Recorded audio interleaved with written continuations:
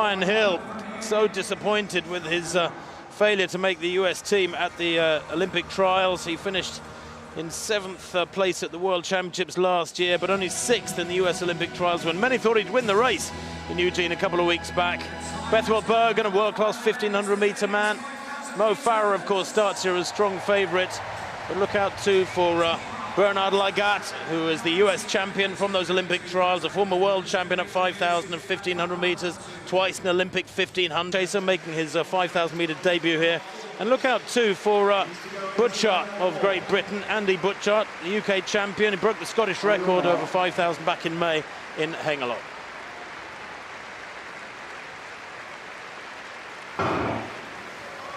So 12.5 laps of the track then. This the last race for Mo Farah and many of these other men who are heading for Rio with big hopes in Brazil.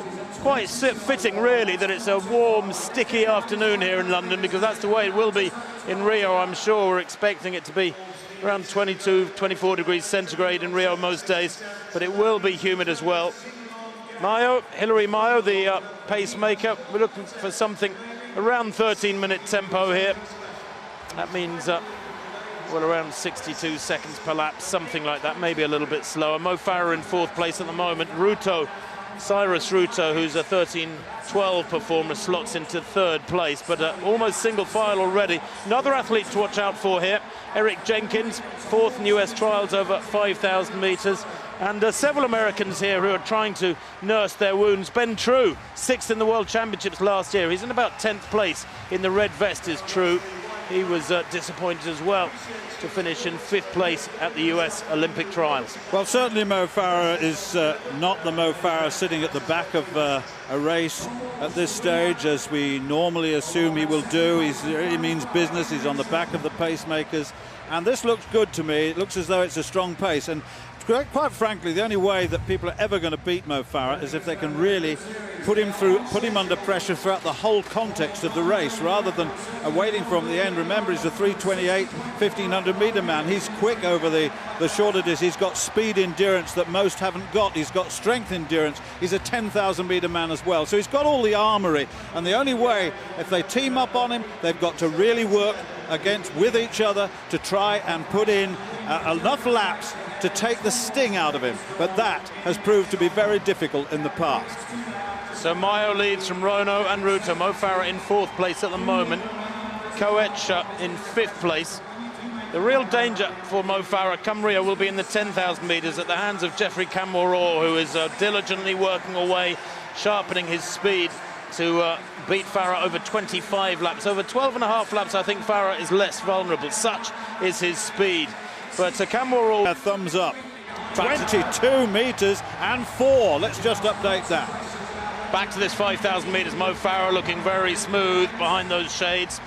He was told yesterday that the Kenyans are on record as saying they believe they have worked hard enough to deal with his speed, deal with his racing tactics come Rio. And he said his answer, which brought a chuckle around the room, was bring it on. He believes he's ready under the guidance of Alberto Salazar. There's Ryan Hill in the red, Andy Butchart, the British champion, who's had a super year, moving down to 13th. The rest of the pack behind are, and so I would expect they were looking for 2:36. 2:36 per kilometre will give them 13 minutes. They were trying to lap at, between 62 and 63. That was the original plan, and then we'll look to see how close to the 7:48 they get to 3,000 metres, which will give you an indication as to whether they're on 13-minute pace at this time. But Farah is looking good. He's in business, and he's making the rest think, well, OK, he's taking this seriously. How do they deal with it? Well, of course, the best of the Kenyans and Ethiopians have stayed away from this London race. You look at the world rankings, Edris and Gebremeskel top the world rankings for Ethiopia. Kamworor himself, the 3rd athlete under 13 minutes this year. Hagos Gebrewet, of course, Cheptegei, Longosiwa, some familiar names, men who have battled Farah again and again in major championships and in Diamond League races, and invariably are beaten by him, I have to say. But they will have been working very hard to try and unlock the bank vault, so to speak, in which Mo Farah keeps his gold medals. 5:14 at 2000. It was significantly slower that second kilometre, a couple of seconds slower. 2:36 and 2:38 they've gone so far. Rono is well equipped to take them into this third kilometre. He's a 7:41 performer at 3000. He's got good strength too at 27:52. Koech there, who was fifth in the Olympic Games 5,000 metres 4 years ago when he was just 18 years old, is faster than Mo Farah on paper at 3,000 and 5,000. Now these four beginning to get away. Mokoka, that is, in orange at the back of the group behind Koech. Mo in second place. Said yesterday at the press conference his priority is to win today, but he would love to get a quick time out of this run as well. He feels that it's a physiological process he needs to go through to arrive in Rio as the finished article with one or two more critical sessions, he said, speed work primarily, to come over these next 3 weeks. But he wants to win here. He also has emphasised, Stuart, which is interesting, his respect for his competitors. I think Mo is very aware of the fact that he's there to be shot down, that the Kenyans, the Ethiopians, are desperate to beat him in a major championship, and he knows that they will be working hard.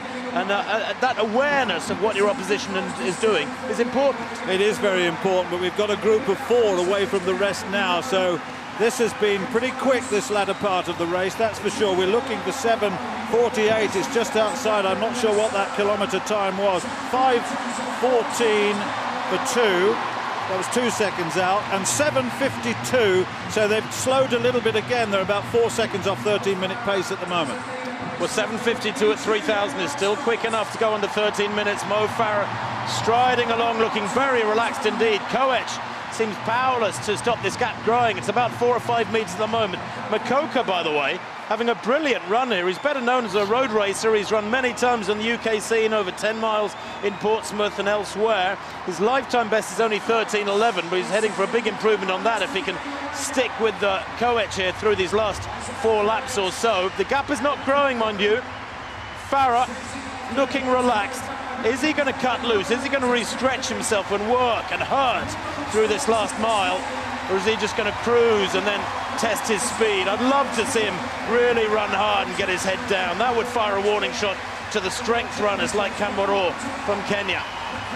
Just 4 laps to go, and he really is. The Mokoka and Koech are working together. That gives them a little bit of hope, but they're now, what, 20-25 metres down, as you can see. But I think that Mo will let loose. I think he'll cut loose. He really wants a quick last mile, a quick last 1,600 metres, and he looks so good, doesn't he? Looks relaxed, lots of power in those legs, and a lot more to come. Well, it was 8:55 with 4 laps to run. There's your marker. If he gets under 13 minutes, he'll have run his last mile in around 4:05. His last 4 laps anyway. The gap has grown quickly. I think Farah has stepped it up. Koech and Mokoka chasing hard. The rest of the field probably 50 metres behind them. And that means they will have gone through 3,000 metres way, way down. Probably in about 8 minutes, the main pack. But Farah comes down the straight. The crowd here in the stadium in the Queen Elizabeth Olympic Park with 3 laps to run. Roaring Farah on their way. 4 years ago, of course, some magic happened here in this very arena. The stadium and its adjusted format holds 54,000 for a football match. We understand about 50,000 for athletics. West Ham looking forward to the coming season. Mo Farah looking forward to Arsenal's coming season. But there's 1 or 2 little interruptions to that build-up to the Premier League season first, and it's called the Rio de Janeiro Olympic Games primarily. And Farah is poetry in motion right now. 4,000 in 10:29, a 2:36 there for Farah. That's the quickest since the first kilometre. Yeah, that's the sort of pace he was looking for early on, but he's got back on track, and I think that he will open the guns, and that last couple of laps we'll see him really firing on all 6 cylinders. He was intent on getting a fast time here. He was desperate, you could see, just to mark a time going into Rio. 2 laps to run for Mo Farah then, almost exactly 11 minutes on the clock at that point. Remember at the World Championships last year, the Kenyans threw everything at this man, the kitchen sink included, as we say in the UK. And the last 800 metres there was around 150, I believe, in Beijing. They couldn't defeat Mo Farah. His speed is extreme.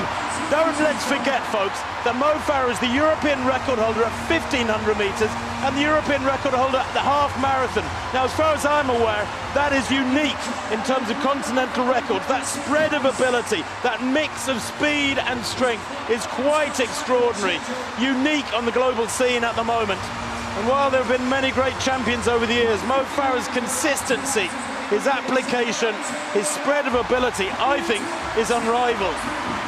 You may call Gebre Selassie or Bekele the greatest distance runners in history, one of those two, but this man is the greatest of the era that we're currently in by some margin. Hits the bell, there's Mo Farah, 12:02 there. That was a fairly relaxed 62-second lap for the London man in front of his own crowd. Just over 300 metres to run for Mo Farah, and the gap has become a chasm. Back to Koech and Mokoka, who's suffering. The pack are closing down on him, amongst them Ben True and Ryan Hill as well. But Farah, well, he's about 90 metres ahead, down the back straight. 200 metres to run for Farah now. He's lapping athletes. They're lapping it up the crowd as he laps athletes. He hasn't really overextended himself here. He's working hard. 150 to run. It's going to be mighty close to 13 minutes. He said he wanted to win. He said he wanted a quick time. He might have got a quicker time if he'd been able to race here. Maybe he's seen the clock now, because Farah, with 12:55 in the clock, sprints towards the line. It approaches. He wins. The time just under 13 minutes. Beautifully done. You could hardly write a better script. Again and again, this man gets it right. He's a deceptively astute racer. You speak to Mo Farah and you think, London lad, very, very easy and relaxed individual. But when you put him on a racing track, in racing spikes, point him in the right direction, my word, does he have extraordinary racing intellect. That wasn't required today, but it was nonetheless a mighty impressive piece of 5,000 metre running to take him just under 13 minutes. And the warning signs are there for the Africans. 57 seconds for the last 400 metres, 12:02 at the bell and 12:59.31 to finish. So he looks good, doesn't he? It doesn't look as though he's taken a lot out of himself, although it is a punishing 12.5 laps for him. But Mo Farah goes off to Rio now with a sub-13 second 5,000 under his belt, and that's exactly what he wanted. There's no question about that. You're right, Tim. When he saw the clock, came into the home straight, he had a little bit more. He wanted desperately to get underneath that 13 minutes, and so he did. And the crowd will cheer for a long, long time. Mo go is the message from the crowd, and really, he will, I'm sure. Well, in the battle for the minor places, Andy Butchart came out on top. The Scots taking second place in 13:14.85. Lagat in third, 13:14.96. But here was Mo Farah, just giving us a little glimpse of the speed that was stored in those legs. He could have unleashed so much more, I'm sure. 2 or 3 more gears were available. They weren't needed. And he just turned on the burners a little bit there to enable himself to get under 13 minutes. Even getting the mojo done there as well. Mo Farah then, perfectly prepared for Rio, and a title defence at 5,000 and 10,000 metres. He will be very, very tough to unseat. I know the Kenyans will have been watching this with fascination. Not a great deal they can learn from it, really. He's fit, he's fast, he's strong, and he knows how to race better than anybody. So the ball back in their court. He is, as Usain Bolt is, a maestro, and this is his time.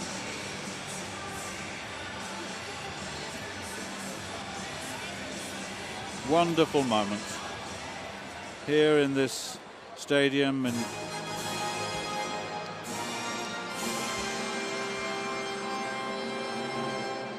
well, Mo Farah sent on his merry way by this London crowd, and a lovely victory there to close proceedings at this Diamond League meeting. Over 5,000 metres.